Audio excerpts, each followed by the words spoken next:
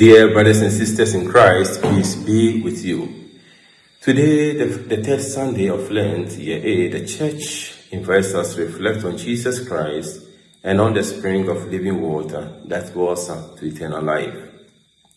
In our first reading of today from the book of Exodus, chapter 17, verse 3 to 7, we hear about the people of Israel in the wilderness.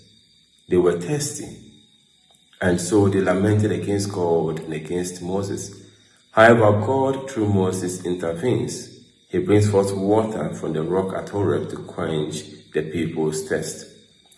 In the second reading from the letter to the Romans, chapter 5, verse 1 to 2, and continuing from verse 5 to 8, St. Paul tells us that the love of God has been poured into our hearts by the Holy Spirit who has been given to us.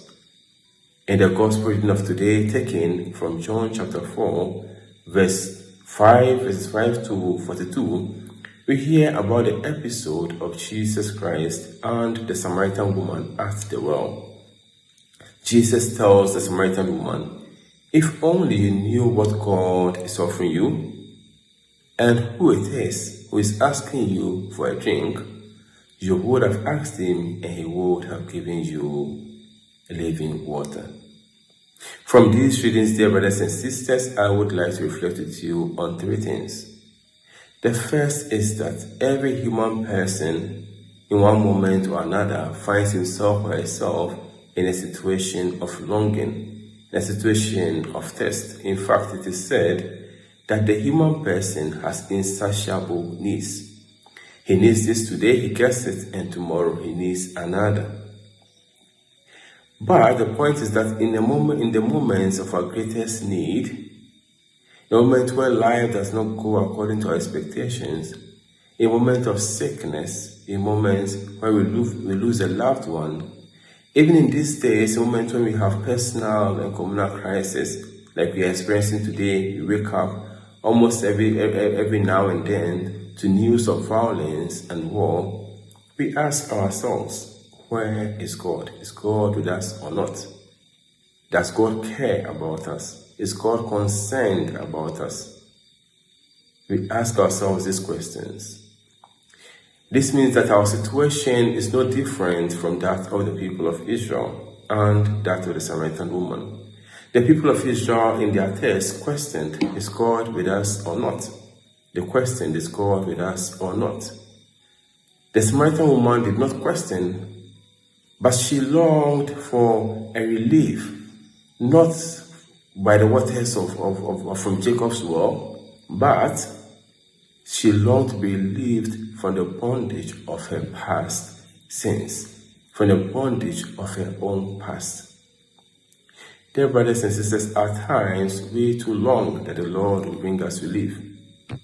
In our moments of difficulty, in our moments of pain, in our moments of suffering, regardless, when we feel that the Lord is not close to us, God actually stays close and he comes to us.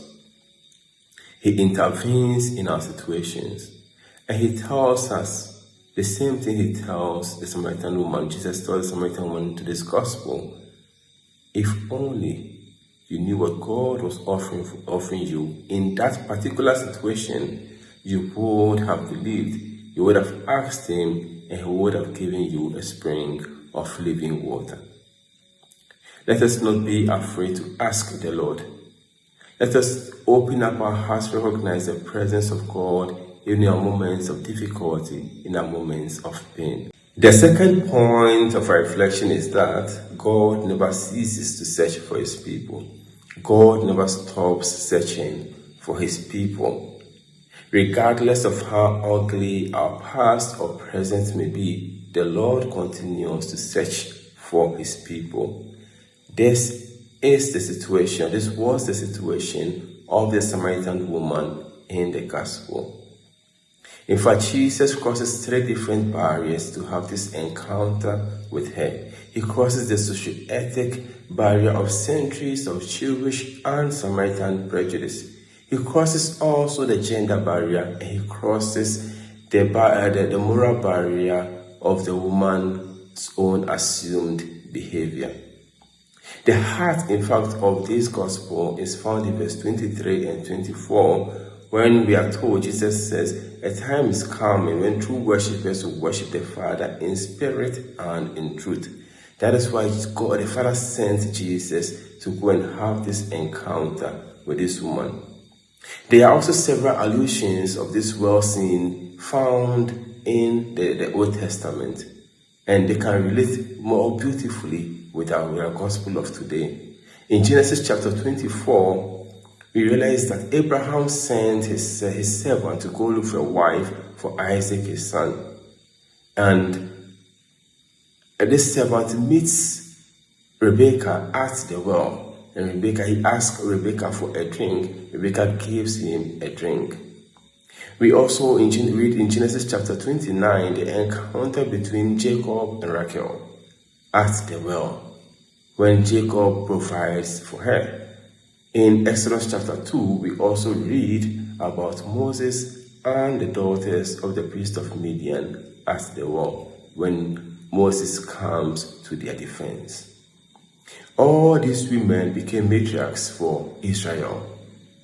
And so this brings us to reflect on the ultimate identity of the Samaritan woman, whom God sought out, whom Jesus sought out, and then established as a foundation a new community of believers, a new community of faith and obedience in God. Dear brothers and sisters, sometimes we allow our past to limit us. Sometimes we allow our past to hinder us. Sometimes we think because of our past, the Lord cannot work anything good for us. And sometimes we think because of the past of other people, nothing good can come from them. God can't work anything with them. But Jesus, in today's gospel, challenges us. He tells us all that he desires, all that he requires is our openness and our readiness, and he will transform us for his greater glory.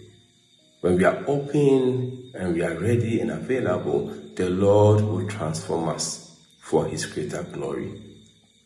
It doesn't matter what our past may be. It doesn't matter what our present may be. He requires that we open up our hearts to him, and our transformation will come.